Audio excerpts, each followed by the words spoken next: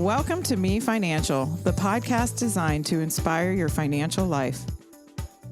Hello, everyone, and welcome to the Me Financial podcast. I am Michelle Moses, your host, and today we are going to be talking about creating your Freedom Day. And I would kind of equate that to somewhat of a retirement, but we have Jeff Kikel here to talk to us about it. Thank you for joining us, Jeff. Thank you. I'm glad to be here. Yeah, I am glad. I'm excited to talk about this. Jeff is a published author, speaker, and entrepreneur. He is the CEO and founder of T-Works Co-working and president of Freedom Day Wealth Management. He helps people find their work optional lifestyle, what he calls their Freedom Day. He's the host of the Freedom Nation podcast and enjoys building businesses and making money, and he gets to travel because of that. So welcome. Sounds like we have a lot in common. I love it. Yeah. I love it. We're in the same business, and I looked at your website and I was like, okay, we're going to get along well because you do a lot of the same stuff I do. Yeah. And when we're talking about things about creating businesses, I just am fascinated by, the different ways that we can do business and how easy it is to do it from anywhere. And this is just kind of what you are talking about is kind of how I plan for retirement. And so I'm very excited to talk about what your philosophy is with the mindset of it, but then also what the Freedom Day is. So let's start off with that about what is a Freedom Day. First off, for the rest of the show, we shall not use the R word ever. Okay.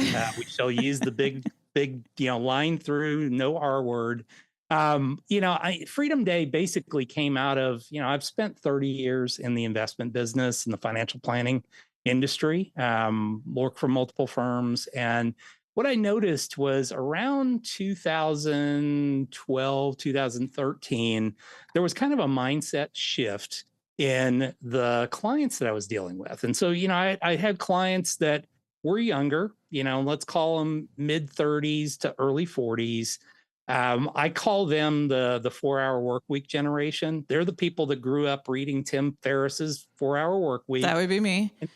Me too. I read it every year religiously, twice a year, and have since the book was published. And that generation is just kind of wired different from my generation. My generation was, work hard, keep working, get your keep pension, doing all this. Yeah. Just you get a good job, you get a good education, you get a good job, you just work hard and you'll succeed in the end.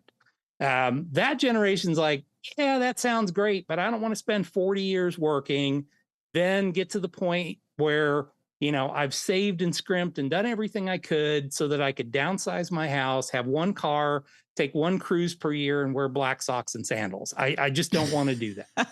I love the black socks and they're sandals. The generation that for when they were really young and they were in their 20s, they were like, screw it, I'm going to go, live in Phuket, Thailand for half a year and, live all over the world and do that kind of thing. And then they had kids and reality hit and they all of a sudden were like, crap, I am working a job now, but I don't want to do that lifestyle. Right. I want to figure out how to get out early. Now, the other side of the coin were my older clients who were, in their 50s and early 60s, and they were going, crap, I didn't plan well. I didn't save well. I followed the rules that the retirement industry gave me.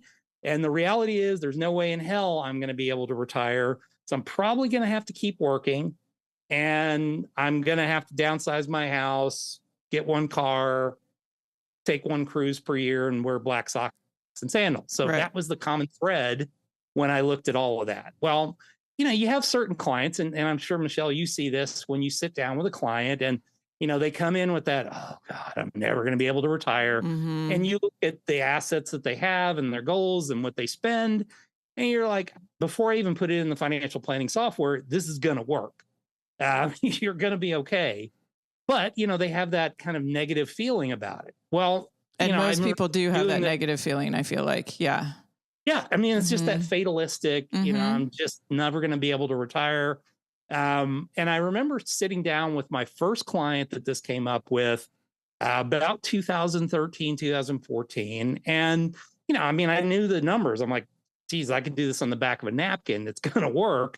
And I basically told him, well, you have your Freedom Day. You woke up this morning and you didn't have to go to work that day.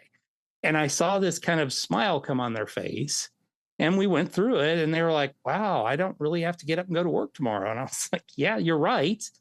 Well, I started using that terminology more and more over the next few years.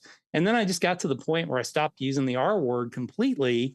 And we started focusing on Freedom Day. And I think the biggest thing is, and to answer your question the long way, what is Freedom Day? Well, Freedom Day is the first day that you have a work optional lifestyle. What does that mean? It means you have enough income or assets to be able to generate enough income to not have to get up and go to work that day. Well, the difference between that and the R word is this kind of thing that's out there, and it's time bound. So right. And you're going to stop working and you're automatically going to start pulling assets out of your retirement. I'm not going to live a life for 40 years. And then all of a sudden I'm going to hit 65 or 66. And then all of a sudden I'm going to start living life and I'm going to have enough assets to do that. So there's this, that fatalistic thing when you're coming in there and you're coming in hot at 62 and 66 is the place and you're not going to make it. And we've been so brainwashed into this thought of, well, you have to have these assets, and not what you should be thinking about is you have to have a certain amount of cash flow to live your life. Right. Well, Freedom Day, I mean, I could have, I've proven this thing 3 times since I got my Freedom Day. I was like, you know what? I'm going to start all over again, something fresh. The one skill that I learned over the last 10 years of my life is how to make money. I understand now how to make money. And so you can drop me in any place, give me a few dollars, and I'm going to figure out how to make money, and I'm going to generate enough income within a very short period of time. Now, are you always trying to make a passive income, or are you just trying to make an income? Well, I mean, at the beginning, you're probably going to have to make an active income. Right. But, my goal is to get to passive as quickly as possible. Okay. And by talking about passive, what do you mean by passive income? Well, I mean, it can be a multitude of things. It could be that you create, best example of going active to passive. Let's say I have some kind of skill, or I want to develop a skill. I want to be able to do SEO for local businesses. Okay. So search engine optimization. It's a skill that can be learned. It's really not very complicated. You just have to understand how web browsers work. So I can go out, I can learn how to be an SEO, how to do SEO.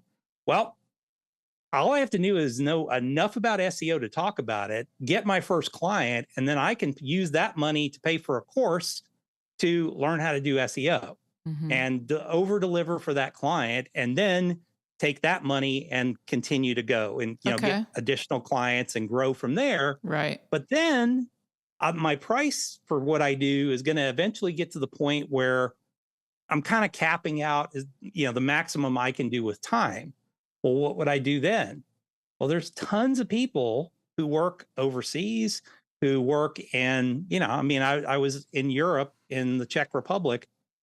I mean, Czech dollars, Czech kroners, I still don't understand. It's like monopoly money to me, but I could literally hire somebody over there that would cost me probably $100 here for like $20 an hour over there. And they would be making bank. So I could become the sales force at that point and manage a team of those guys. And then I could scale that business in a passive way. Okay. So I'm not having to do the physical work. So that's one example. Okay. Another example, and I mean, this year is my year of what I call 5x10. So what is 5x10? I have 5 revenue sources. And my goal for this year is to take all 5 of those revenue sources, 2 of which are brand new, and get each of those to $10,000 per month, every month this year. So that's going to generate $50,000 in revenue per month for me. It's more than most people make in a year. Yeah. And I like that you're talking about actual businesses, because I feel like most people talk about passive income and they're talking about having rental homes. And while I think that's great, I just don't think everybody can have a rental home. I mean, that's just not the story for every single person. And it's not the right reality is, I mean, if you follow the 99% of the gurus out there, what they do, it works, but it works until it doesn't work. So the reality is okay, I go out there, I use the BRRRR method. So buy, renovate, rent, refinance, repeat. So that's the method that most real estate investors use. Well, the problem is you're leveraging the hell out of those properties and, you're paying a mortgage and then you're getting rentals and you're maybe making an extra $200 a month if you're lucky. Yeah. And You God have to have hope, so many. yeah, hope that nothing breaks. Yeah. That you don't have a renter that destroys the place and all that. So, one of the guys I interviewed on my podcast, a guy named Scott Jellison, Scott taught me a technique called slow flips. And, what a slow flip is you find a house that's an absolute pile of garbage. You find an investor that's willing to back you. Typically most of these properties are $30,000 and below, and they're out there, trust me. And you effectively buy that piece of property on a 5-year note to that investor at 12%. Now I've got control of a $30,000 piece of property. I immediately turn around and sell that to someone else and carry the financing myself. So now I don't own the property. I become the bank. And, if you'd asked me what I wanted to be when I grew up, I wanted to be the bank. Yeah, I really understood how banks work. And all I do is collect checks now. So that took me from a traditional real estate investor where, I had figured out ways to make more than that extra $200 a month. But now I have none of the headaches of somebody there. I have none of the headaches of, managing a property. I have none of the headaches of it being empty for a while. All of a sudden, I just get an upfront, amount of money for a down payment, and I get checks every month. And so my job is to deposit checks once a month into my account. Because you were willing to take the risk on the house in the first place. Yeah, exactly. And then I figured out a better way of doing it, which was to find tax deed properties in certain states where I was able to go in and buy a house for like $1,000 and then do the same technique. So I was able to fund that out of my pocket. Yeah. And now I have no debt on properties and I have nothing but cash flow coming in. And so that is literally my job every day, besides managing client accounts, is I find those properties, acquire them, and turn around and slow flip them. Okay. All right. I like that. And then you help people find their freedom day. Is that the other part of your business? Yeah. Okay. Well, a big part of what I do is teach. Yeah. So, I only work with a very, very, very specific segment of investors. They have to have a certain amount of assets. They have to be willing to do some things a little bit outside the box as far as investing. I don't do stocks, bonds, cash. We do things that generate income streams, and those income streams are going to come in way, way higher than what your typical, stocks, bond, cash portfolio is going to be. I just call them alternative investments. I call them all alternatives. And these are really not alternatives. They're just out there. Yeah, and they're they are kind just of out there. Subsegments of the market, and they're strategies that I've learned and I've used. I basically am always the guinea pig. So I test it in my own portfolios. And once it works, then I bring it out to the clients. Then but because of that, some of this stuff is a little bit more hands-on and requires more work. Right. So I do. And then through my podcasts and the books that I write and all that, that's for the mass market. It's for those people that are sitting out there that are what I call a cubicle warrior. They're sitting in a cubicle. They go there every day and they die just a little bit every day. I want to help them to say, oh, well, maybe I've got a really cool skill that I can do. Maybe I'm great at making PowerPoints. Okay, well, then let me go sell that skill to somebody else. And once I get to the point where I'm really good at that and I'm making money at it, then I'm going to find some other people who are like me or I can train. And then I'm just going to bring them in. And now that's a passive income source for me. Other people are doing the work. Well, and I think even when you're talking about people that are going to a cubicle, like for your example, and they do want to, a lot of people don't want to completely retire. They want to be enjoying their life still and to do things that interest them. And so I do think that retirement has become, and I know that you're talking about freedom day of 100%, having passive income replace your income. your current income, but that sometimes people will work and then they could retire just a little bit early because they could supplement their income with a part-time job or one of these skills also. So I do think we're definitely seeing this hybrid thing, because I know that I enjoy working, but I get to do what I want to do. And so it's the same thing for these people that go to a job, that they could just at least, so even if you guys, I think some people do enjoy going to a job. I have learned this over the years. I thought everybody hated going to an office, but there are some people that thrive on it. Yeah.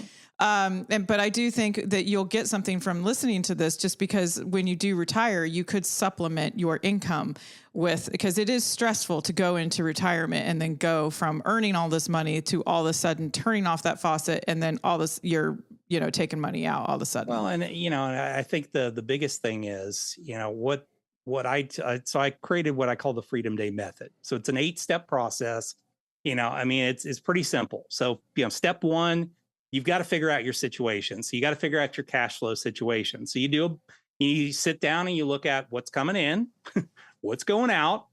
First off, if it's going the negative way, you got to figure something out pretty quick. You've either got to reduce expenses or increase income.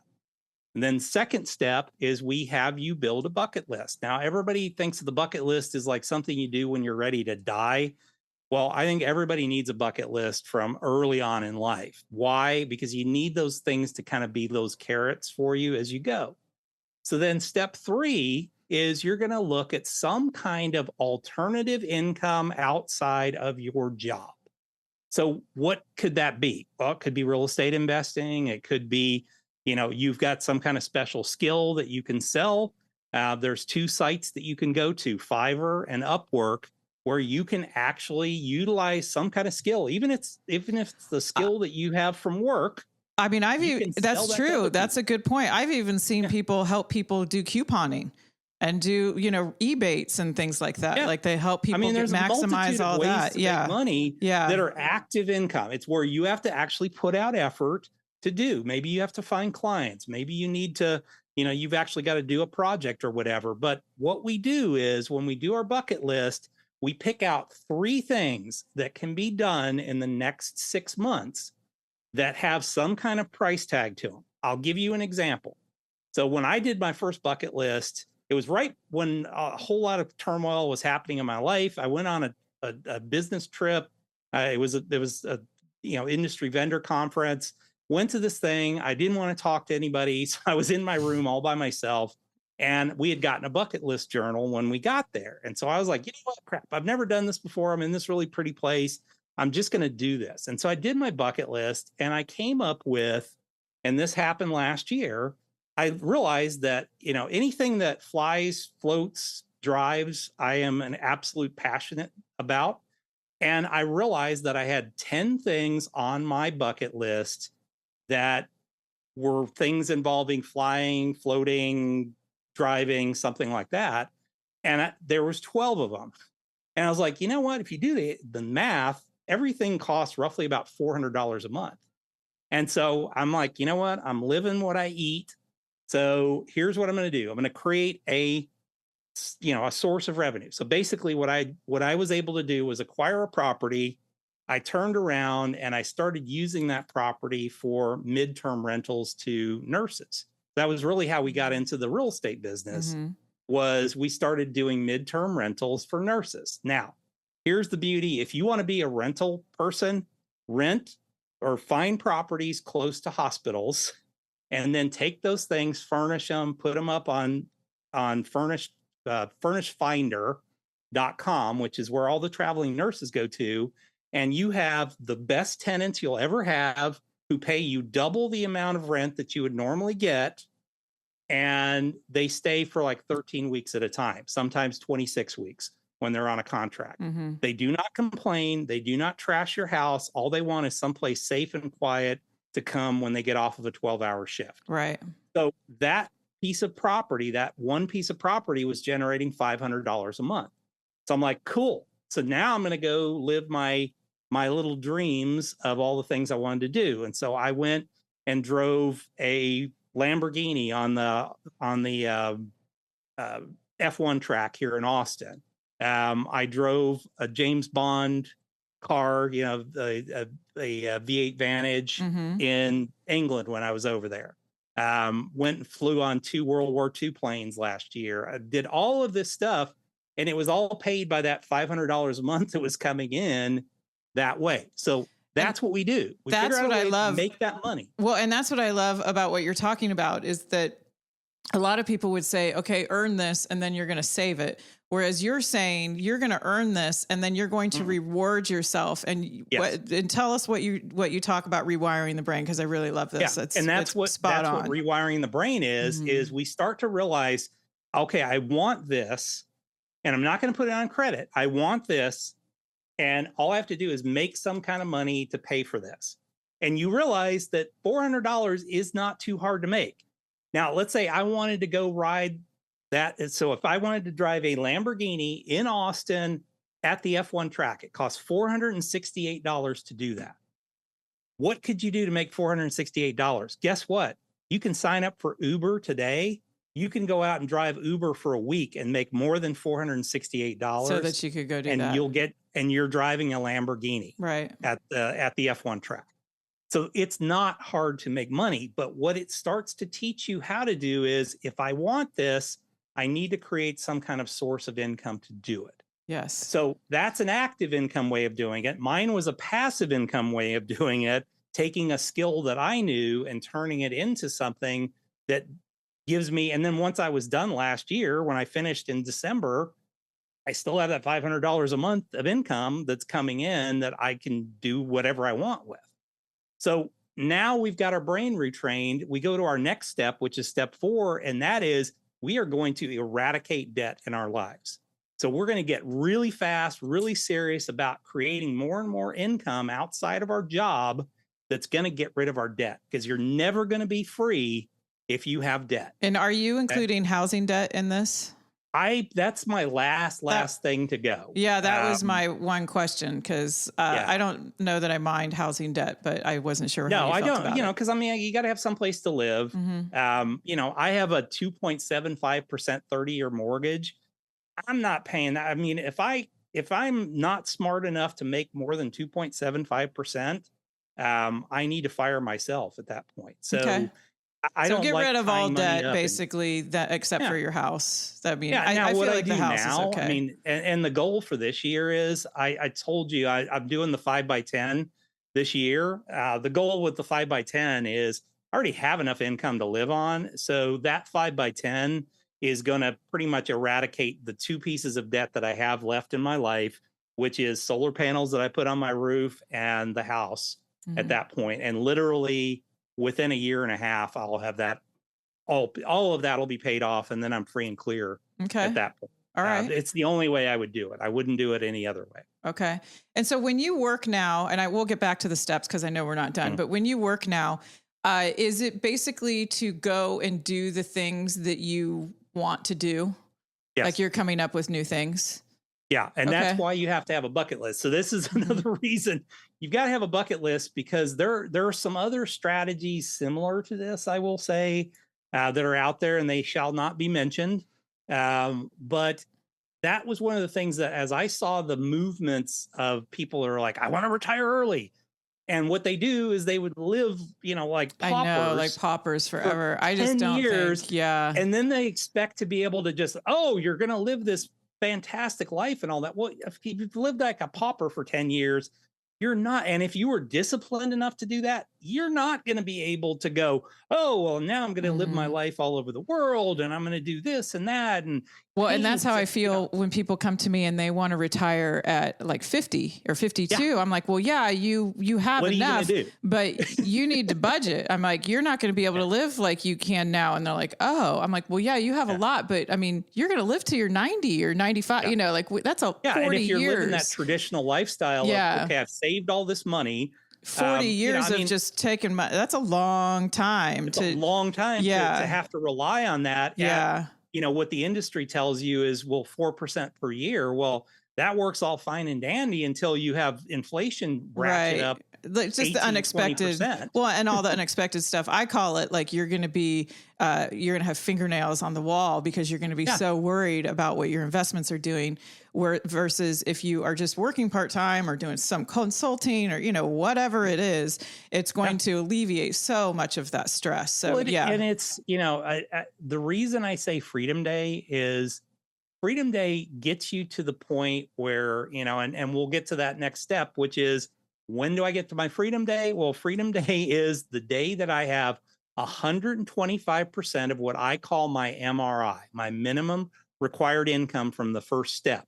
What is it that I need to bring in per month to live? Yeah. Not to what's your monthly budget? On a world cruise or anything like that, but what do I need to live my life on a monthly basis? Once I've reached that point, you're now at the next step, which is step 7, which is, do I quit my job or do I stay? Getting to your point earlier, which was, well, there's some people that like doing what they're doing. That's great. If you love doing what you're doing, you are going to be the best employee that's ever existed, because you don't need to be there, and you went to work because you love to be there at that point. And that's when life gets really good. Yeah. Is when you just enjoy what you're doing. I was when I did this all wrong, by the way. So I did everything out of order, and I quit my job and started my businesses. Mainly because I just absolutely vehemently despised the company I was working that's how for. I did it. And then I was broke for quite a few years and had debt and then had to pay it off. And it was, not good. I would not recommend it, but I couldn't take it. Get along well. I could not take it. It was like going to prison every day. No, I mean, the last review I've ever had working for anybody, the president of the company, when my idiot of a boss walked out of the room to make a copy of the worst review I'd ever gotten in my life, the president of the company looked me in the face and said, "You are the worst employee we've ever had working for us. You're too independent. You want to just go do things without permission." And I was like, "But you hired me to do that. That's what I was hired for. While your other morons here are just sitting in the office sucking in leads coming in. I was out there generating business for you." So that was my okay, I'm never working for anybody. I'll live in a car before I work for somebody else. Moment. Okay. But it's much better if you have the income already on the side, and you plan it, and you don't have to go through the stress. Yes. Yeah. And it's less stressful. And if, like I said, if you're that person that hates what you do for a living, you are going to be the worst employee that has ever existed. And the fact, you get up every day and you don't have to be there, and you're going and you hate it, you're probably the person that needs to leave that job and then go to step 8, which is you live the Freedom Day lifestyle, which is, hey, I've got my map, my bucket list that tells me the things I want to do in life. I'm probably still going to have to do some kind of work, but if it's managing my investments, if it's finding real estate opportunities and taking some money and putting into there and generating revenue, whatever it is, it's or learning a new skill. Yeah. And I think that people get too caught up in that it's either real estate, or it's whatever their job is, or it's consulting, and it can be so much more. And that's what I appreciate about your outlook, is that it could be driving Uber. It's not that your work goes away. I mean, even the 4-hour work week is work. I mean, you have to work a lot to get to the 4-hour work week. Yeah. And so it's the same thing. I mean, you're still going to be working. It's just that you're going to be doing it in a different way. If you looked at more enjoyable. Tim did, what Tim did was, okay, he built a business that, basically he just sold and had all this, a crap ton of money, and then he put it into other investments. But what did Tim do? Tim went from, okay, I'm a stressed out, freaked out entrepreneur to, hey, I want to go travel the world. I want to go to, to Buenos Aires and learn tango and then compete in like a national tango competition and win. I want to go over to Japan or over to China and, figure out how to win a kickboxing championship and stuff like that. So he had things that he was doing in his life while he was working. Yeah. Well, it was also while he was working. All the stuff is in the background with Brain Balance or with Brain Quick, which that was his company. He basically made it to where he only had 2 clients. And that was just generating enough revenue for him to be able to do whatever he wanted. And so I think that's the part that people miss or they don't understand about I the 4 hour agree. Yeah. was, oh, well, you can just work 4 hours, a week and, that's it. Well, yeah, you can. I mean, I It don't gives you really the work option that. to work 4 hours a week Yeah. if you need it, but not every single week are you going to Yeah. work 4 hours. Yeah. I mean, That gives you just a flexible lifestyle. I was on vacation in Europe. I worked for exactly uh, 35 minutes in a bar in Prague, um, doing some of the trading strategies I do for clients. I do that once a week, basically 9 a.m. to 10 a.m. in the market. Here in the United States was about 4 o'clock in the afternoon in Prague. I was sitting in a bar. All I needed was a good internet connection. And I made, myself and my clients probably about $25,000 in a period of 25 minutes with a Right. nice Well, and that's what wine. we're talking about. It's not that it's going to happen every single week because you put a lot of work in to get to that point. And so, yeah, it's the point but of I mean, just having the it flexibility was of my not having to proof. be at a desk. Yeah, it was my proof that I could do that. That was kind of the final test of, okay, if we decide in the next year or two to go and spend a month, let's say, one of our bucket list items is we want to spend a month in the Cotswolds in England. So that means if it's a month, that's going to be 4 trading Fridays and 1 portfolio trading day. Plus, I've got, real estate purchases that I'm making. So could I be able to do that? And so during that 2-week period I was in Europe, I bought 2 pieces of property and I traded one day. It was only one Friday where there was a trading day in that time period. So I traded the day I left and the next week. And, I was able to do all of that and still visit 13 Christmas markets, 4 different cities, been in planes, trains, Drink automobiles some all old over wine. Germany. Drink some old wine over there. Oh, no, Yeah. blue wine I can't take. Yeah. We tried, It's my wife hard. and I tried that in Munich and we're like, It's rough. okay, so we shared one and it was like, here, you finish it. No, Yeah. you finish it. And I know. I thought that I would love it, but it wasn't my it's shtick. bad. Yeah. I don't like hot wine. It's Yeah. bad. Hot wine. It was more the flavor for me, but it was a little strong. Yeah. Well, it's hot and it's Yes. not good tasting. So yeah, Okay. So anyway, so back to the steps. So you reach 125% of your monthly income that you need, or the now monthly I'm at my freedom day. and then you're at your freedom day, and then you have the option to either work your job or you can go off and do your chosen job. Step number 7 is what I call, should I stay or should I go? Oh, I like that. Should you stay or should you go from your job? No matter what happens, whether you stay in your job, whether you decide to leave and go do something else, that next step is step number 8, and that is you're living the Freedom Day lifestyle. And you've got to fill in the void of getting up and going to work every day. I always loved, when I was still using the R word and I was talking to clients, and I realized what I did bad as a financial planner, which was I was taught to do, which was you focus on the numbers and you don't focus on the next step. What's that going to be like? Because in our business, this, in our business, when somebody leaves their job, there's one of 2 things that happens. They're either a natural spender or they're a natural saver.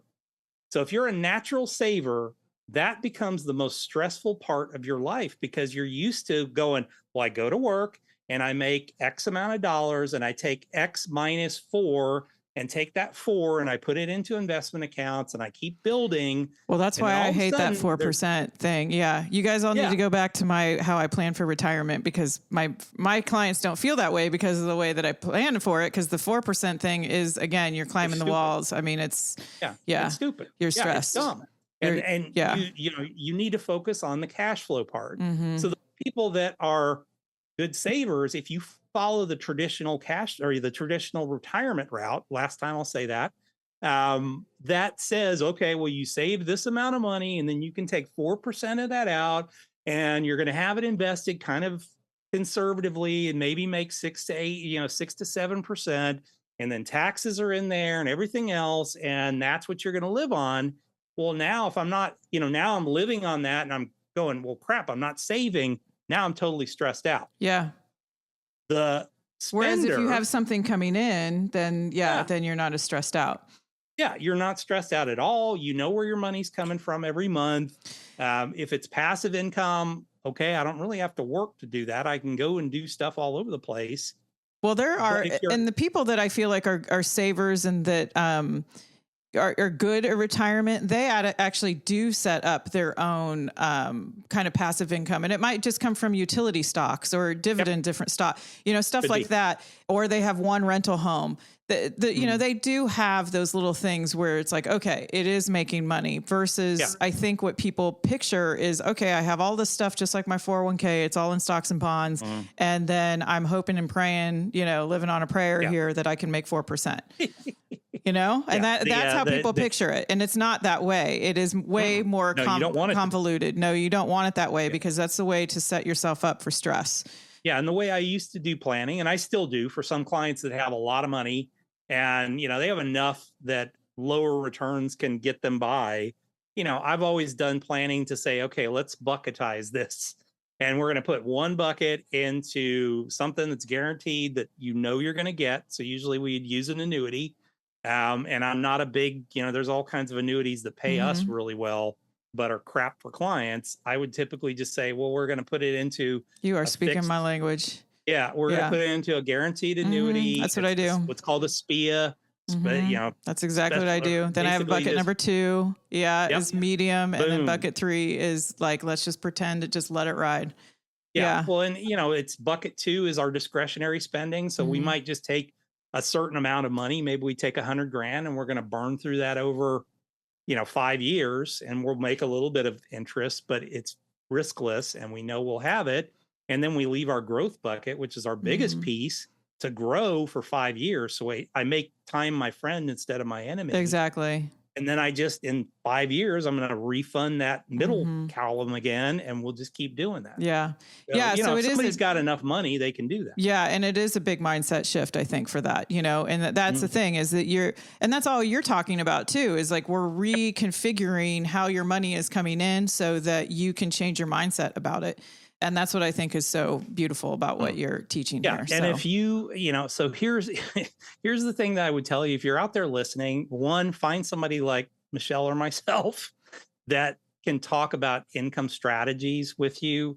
If you have somebody that's just telling you, well, we'll just put it into a portfolio and then we'll just pull 4% off of it, run fast because they don't know what they're talking about. Because that, once again, like I said, with the Burr strategy of real estate, it works until it doesn't work. It works until you have a year where all of a sudden the market, cranks down 30%. We have a 2008 again where nothing made money. I mean, there was absolutely zero. The only thing that made money was treasury bonds.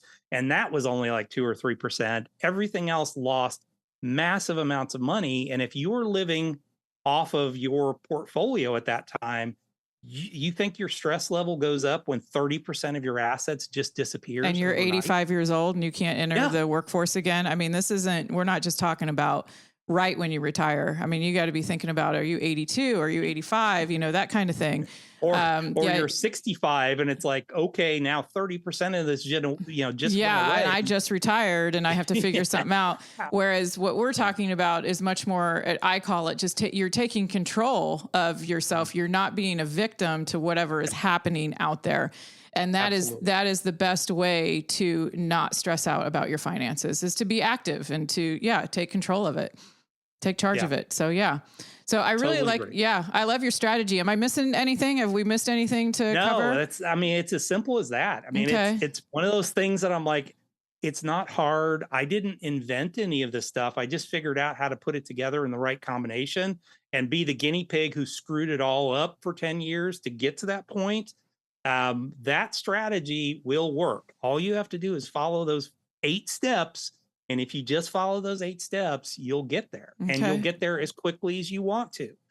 Some people, Freedom Day could be, let's say I need to make $5,000 a month. That's what I need to live on. Well, $5,000 a month. I mean, I could do that in probably 2 months pretty easily. It's not hard to do that. I mean, you could go out. I mean, this is what I did when I stupidly quit my job and started a business, or started two at the same time.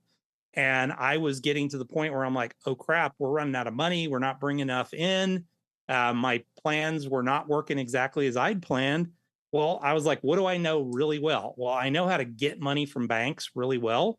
So I started going on to Upwork, and I was selling business planning services for $1,000.